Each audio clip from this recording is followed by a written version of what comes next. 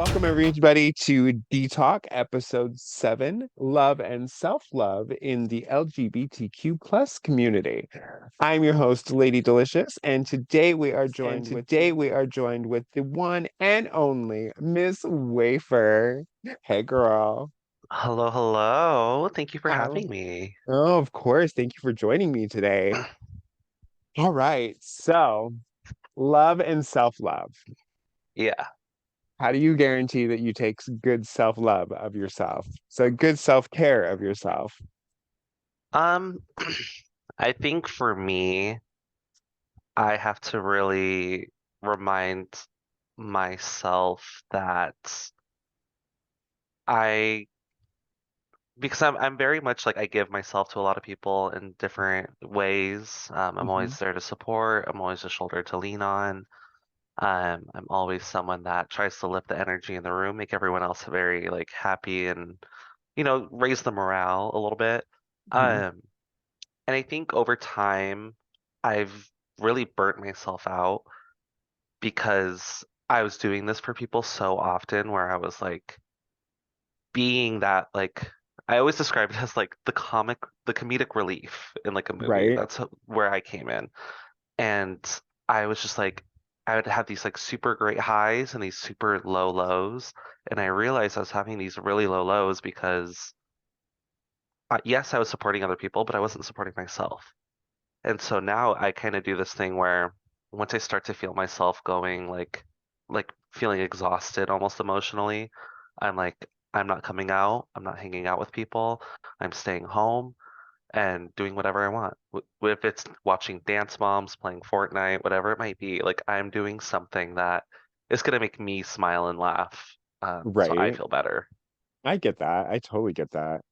Um, I think it's the same for me. It's like I play Fortnite or I if I feel like I'm super stressed or there's been like a lot of things going on and I can't control it, I stay Hmm. home. Like the Oh last yeah. thing I need to do is go out and drink and be like out in the world being bitchy with people. And so, Yeah. yeah. So I've had like a little envelope of that lately. I've been staying home Hmm. a little bit lately. I'm like, you know what? Yeah. Like, I just need to chill for a minute. And like, so yeah, I totally get it. I totally get that. Yeah. Uh, Um, how do you reassure yourself that you're taking good care of yourself? Um, I just kind of I like to journal personally. Mhm. So I do a lot of like self-reflection on, how my days have looked, how the week looks. Um, I'll do like a short daily writing. I'll do a little bit of a longer weekly writing, and then Mhm. end of the month I do a pretty long like full page like how I felt beginning of the month, how I'm feeling at the end of the month. And it was back in December, I was writing my monthly like how I felt, and I was like, oh, I got worse as the month went on. Like I Right. did not take care of myself at all. Like I was spreading myself so thin, doing all stars, doing shows, doing brunches. I was like, I was getting to a point where I was ignoring what was going on with me personally in my human life, and was just Hmm. like, oh well, if I keep doing drag, I don't have to focus on that. So when I did my like little like monthly writing, I was like, oh wow, I did not take care of me. And so now I Yeah. use those like journaling moments to kind of like check in and be like, okay, what did I do this week to like take care of myself? What did I do today to take care of myself? And just doing that has really helped me be like, okay, well, last week I spread myself pretty thin, didn't do anything for me. So this week I'm going to be a little bit selfish. Right. Yeah, exactly. I get that. So, yeah, I'm trying to think.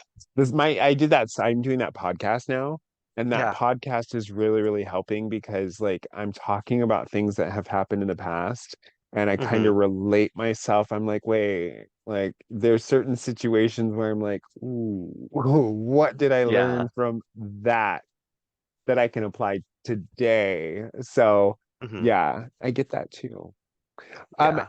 what would you suggest to somebody who was looking to do a little bit more self-care or start self-care, but never has done self-care? Like, what would you suggest Hmm. for them to like look into and begin with?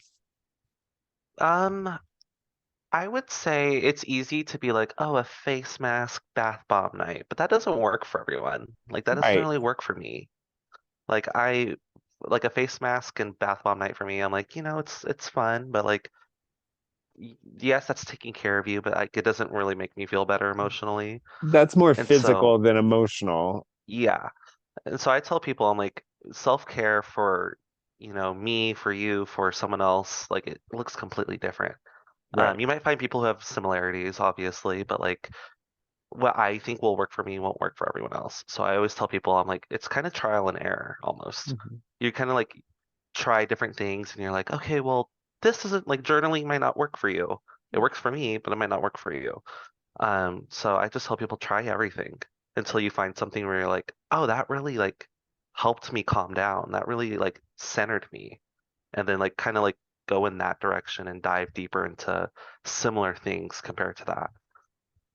Um, do you find that there's times like right before you're about to perform or go onto Mhm. stage that you have to like really stop and like give yourself a little bit of love and be like, oh my gosh, okay, I really need this for a second. And like Yeah. how do you do that? Um, yeah, I've definitely had moments like the BNDS All Stars finale. That was probably one of the hardest numbers I've ever done. Mhm, Talking about trigger warning, talking about my suicide, mhm, and my battles with that. So that was a really hard number, and I remember being backstage and kind of just like looking at myself in the mirror, kind of just being like, "You're perfect. You're amazing.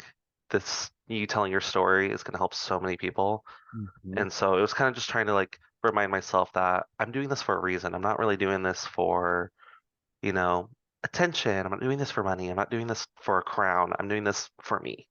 I'm doing Right. this for that person in the audience that's going to see that and be like, I relate to that so much.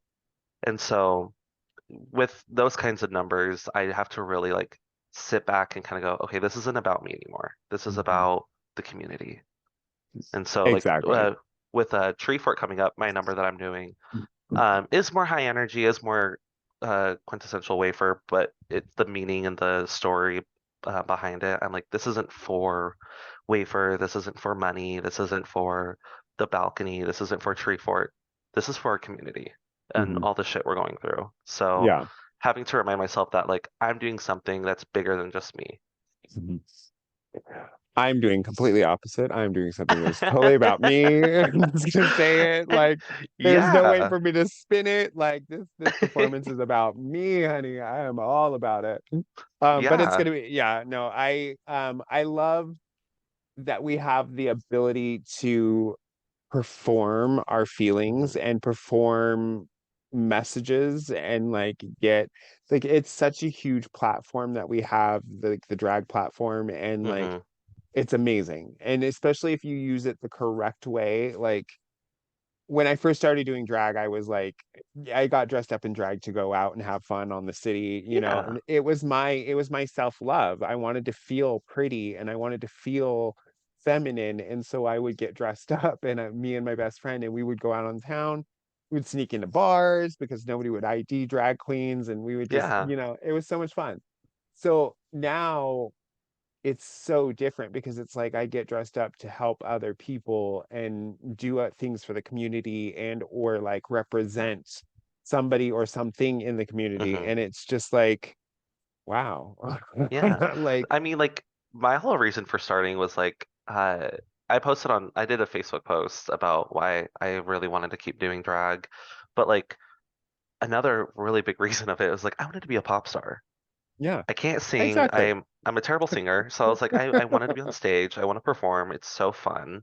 Hmm. Um, but then as time has gone on, I'm like I do this for more reasons now than just being on a stage and acting like I'm Ariana Grande or something for a night. Right. Yeah, Yeah. I think, well, and most of it, your House of Delicious. So hmm most of the House of Delicious members are very much so the type of individuals that perform for a reason. We don't just perform hmm just to perform. We're not out there just trying to get money. We're not, Yeah. we are very much so there's a cause behind what we do as Yeah. a entertainment group and a family. So that's huge and it's really something to be proud of. Like Um, and it shows the others in the community that there's more to entertainment and drag, and whether it's drag king, drag queen, drag thing, or anything in between, or burlesque or non like all of it. Hmm. There's so much more to it than just what you see on TV, which is Yeah. the most important thing, because sometimes the stuff that you see on TV isn't really very self-loving and or Hmm. loving to other people. So, Yeah. you know, it's good to show people that there is a lot of love in the community. Yeah, I agree. I agree 100%. Speaking of love, how do you make sure that you show love to others in the community? I think just trying to keep, oh gosh, I can't think of a specific reason now. I think for me, I try to keep the community more of a safe space. Mhm, Um, Encouraging people to step out of the box and really represent themselves. mhm, Kenny's a great example of that, Kenny the Doll.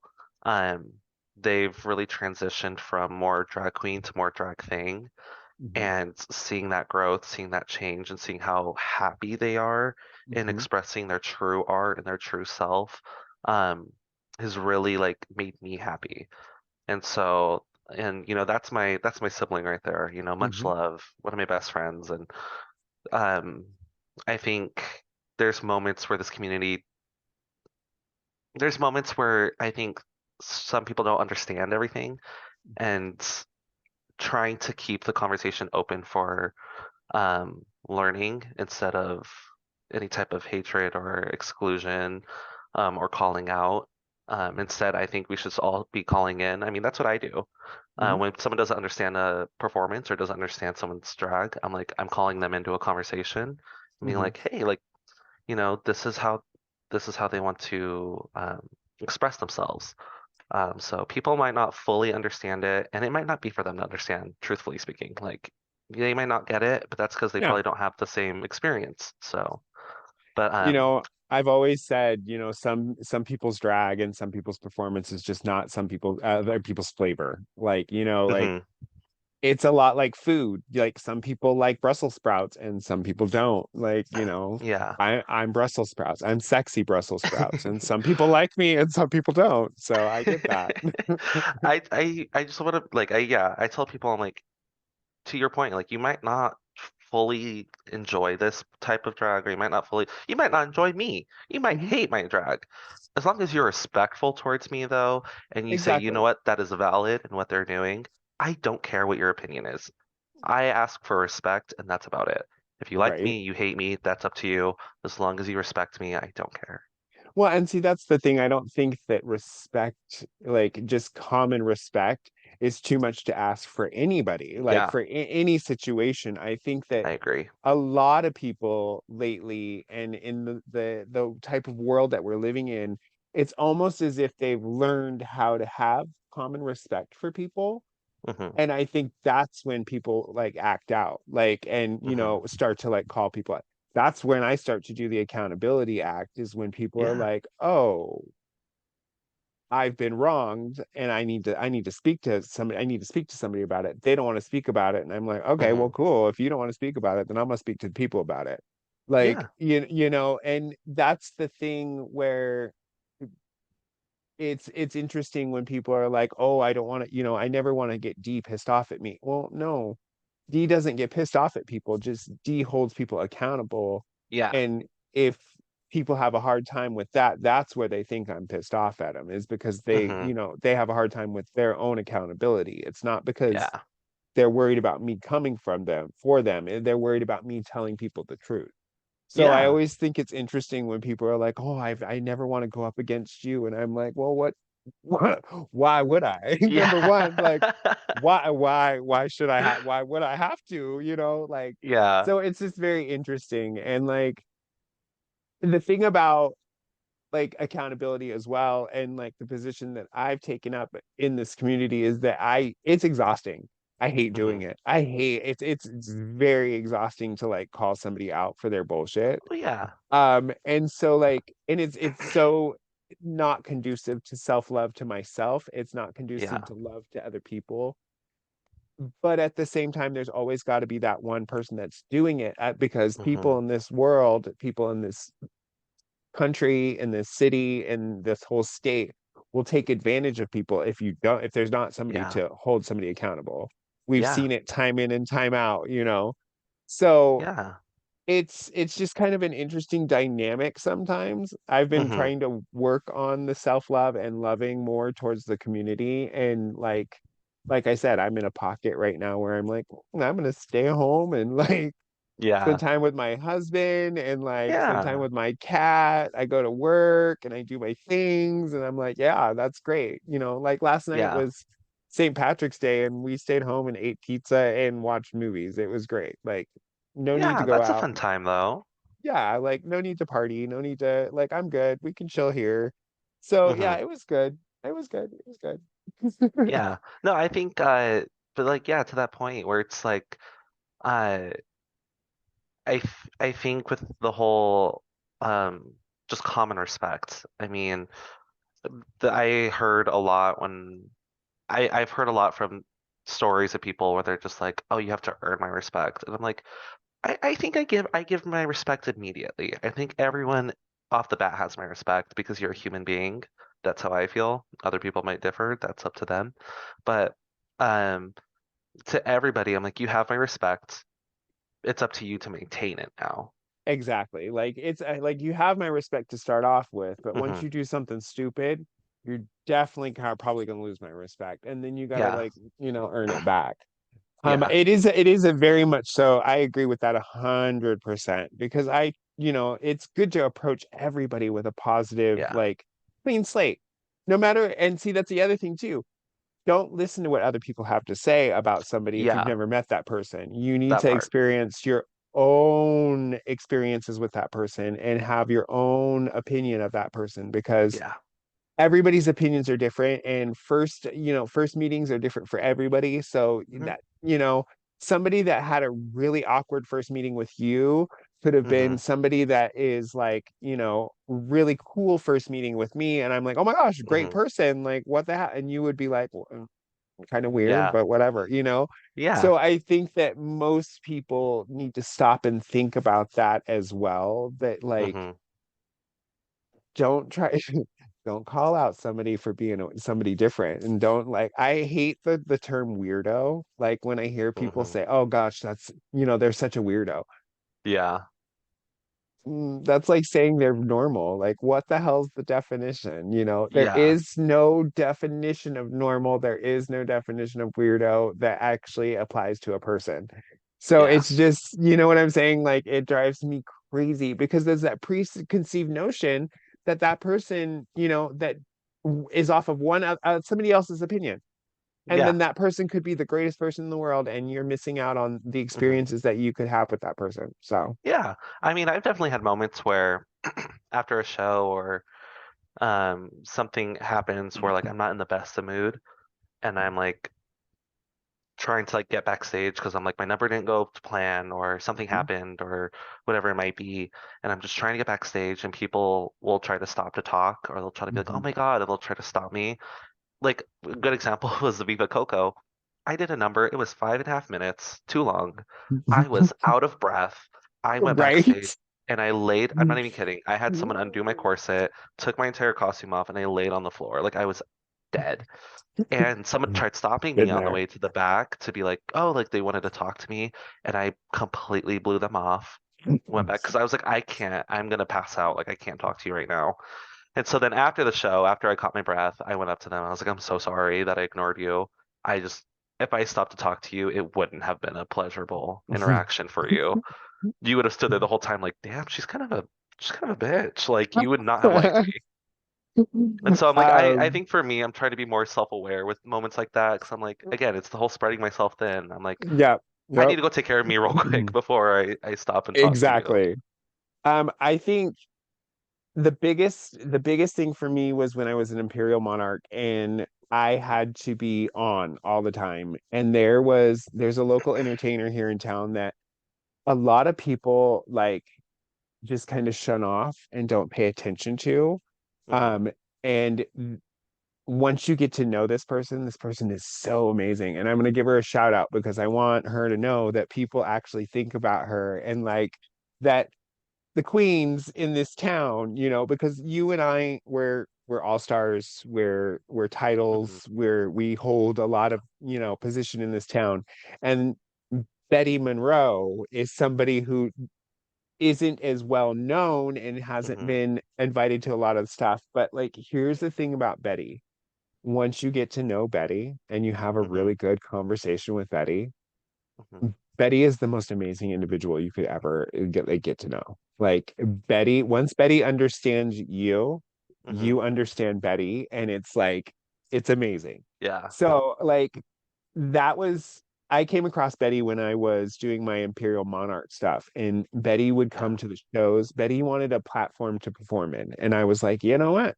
It's the Imperial Court. You're more than welcome to come and perform with us. And Betty would come and do like Dolly Parton and like Yeah. really fun numbers that are very artistically done and very much so Betty's style. Yeah.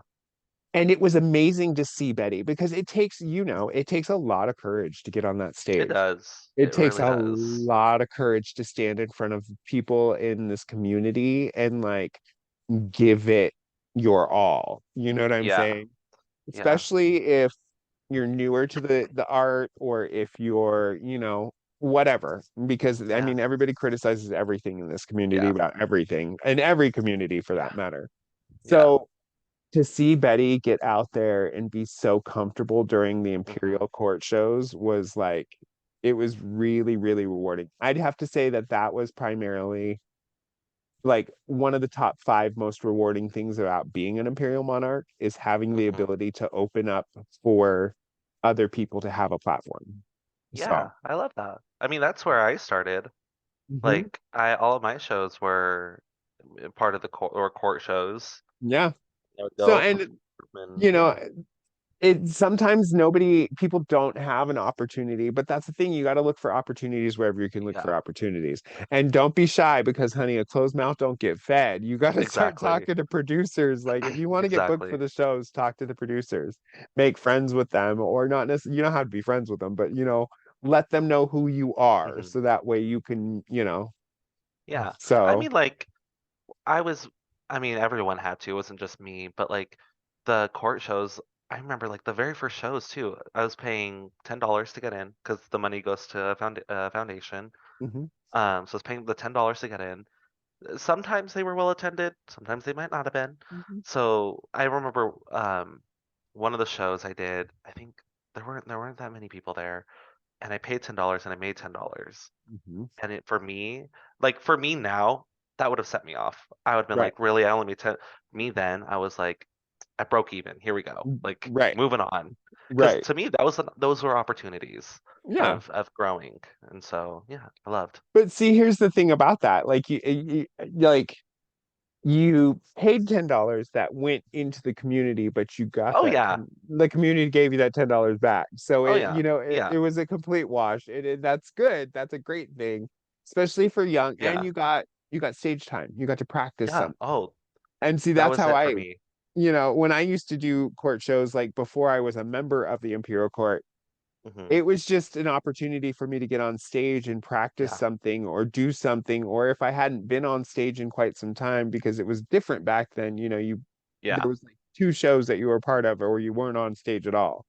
Hmm. So like court shows were the way that you got on stage in the earlier Yeah. days here in Boise. So Yeah. it's nice now that there's so many different platforms and venues for people to get on stage, but Yeah. they also need to be respectful to the producers Yeah. and the people that are throwing these events. So then that way you can get into the shows and vice versa. The Yeah. producers and people need to be respectful to all entertainers because everybody's an artist. Yeah. And like tying it back to self-love, like, you know, for I remember like I mean, I've been doing drag for almost a year and a half, 2 years now, but um for like the newer artists and queens and kings and things that are coming into the scene, um, I've had many conversations where, they might be a little upset about something or they might not be so happy with the number of bookings. And I'm like, I could see that battle in their minds of Mhm. like not feeling so appreciated, not feeling comfortable within themselves, not feeling validated. And I step in, I'm just like, stop that. Like knock that conversation off. That monologue in your head should not start because the number of shows that you do does not equate how talented you are, how valid you are. Because if you start that dialogue, it's just gonna get worse and worse to the point where you're gonna end up quitting Exactly. and you can't let that happen. Exactly. Well, and then another thing is that you should never compare yourself as an artist or an entertainer. You should never compare yourself to another entertainer Yeah, because entertaining is like a fingerprint. Everybody has their own individual style and yeah, technique. So you can't compare yourself to somebody else. Like I can't compare myself to you, yeah, vice versa. There is yeah. not we are equal, 100%. We have the courage to get up there on the stage. We have Hmm. the creativity to come up with something that we want to present on stage while we're doing it. And we Yeah, have the gumption to make that shit happen. You know what I'm saying? yeah, yeah, that is that's what an artist is, but we're all the same, we're all doing the same thing, so nobody's better than anybody, and yeah, anyone else. Yes, some of us hold crowns and titles, but yeah. crowns and titles are just that. And I don't say this very often, but the imperial court crown title that I have is just make believe. I mean, when you come down to it, it's just make believe. It's a bunch of people dressing up like royals for an organization to get money. You know what I'm saying? So Yeah, when it boils down to it, there's nobody, none of us are better than anybody else. I am still the ghetto hood rat from North Las Vegas that, I just have a crown now. It's great. yeah, So, like, don't doubt yourself. yeah, Never doubt yourself yeah. or think that you're less than somebody else because you're not, like Yeah, everybody is pretty equal. I All right. agree. And with that, my dear, it is time for me to give you the last word. So Okay. you get to tell the people whatever you want to tell the people. I mean, tell them where you're gonna be, what's gonna happen. Tell them the biz if you need to tell them the biz. Tell them what to Tell them the love, okay? biz. All Okay. right, it's all for you, babe. All right. Well, you guys, girls, gays, theys, everybody in between, you can find me um, at Dragfort this next week, March 22nd. I'm performing on Wednesday for the Wednesday. Um, but make sure that you go out to support every other night. Thursday with headliner Irene from Drag Race season 15. Friday, I believe Meatball is in town. Mhm. Saturday with Carrie Colby. A bunch of great local talent as well. I mean, like Chef's Kiss. Then you can also catch me Sunday of Treefort at It's Brunch Bitch, part of Ale Fort. I'm very excited to do that. Um, but yeah, I mean, just keep your eyes out. I'm always in some shows. You can follow me on Instagram at Miss Wafer, Facebook at Wafer Wafer because apparently Ms. Wafer isn't a name, so Facebook wouldn't let me have that as a name. So Wafer Wafer on Facebook. Um, but yeah, you can find me around the bar. I like to come out and support everybody. I think, especially in today's day and age, with all the bullshit going on, it's really important to get out and support each other because united we stand, the stronger we are, and divided we will fall. So, yeah.